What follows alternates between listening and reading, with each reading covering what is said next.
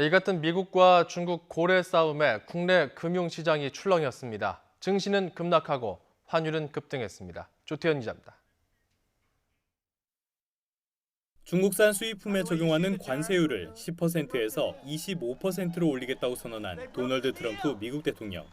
여기에 중국이 강력한 보복을 예고하면서 세계 경제에 대한 우려가 한층 커지자 국내 금융시장이 직격탄을 맞았습니다.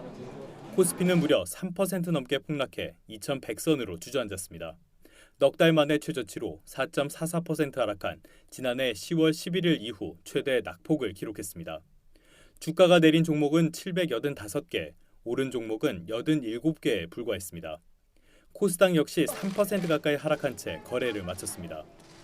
원달러 환율도 급등해 1달러에 1180원에 바짝 다가섰습니다. 지난 2017년 1월 16일 이후 2년 4개월 만에 가장 높은 환율입니다.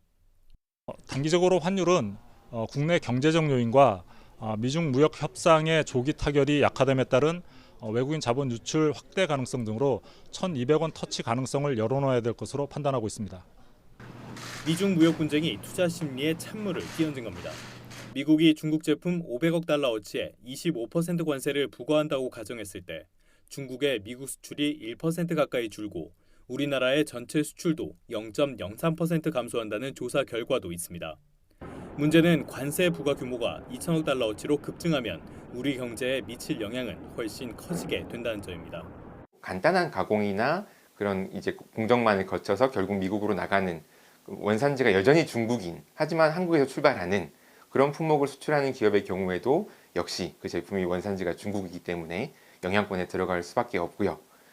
미중 무역 분쟁이 한때 긍정적 분위기에서 한 치 앞도 내다볼 수 없는 상황으로 악화하면서 부진한 국내 경제의 불확실성을 더 키울 수 있다는 우려가 나옵니다. YTN 조태현입니다.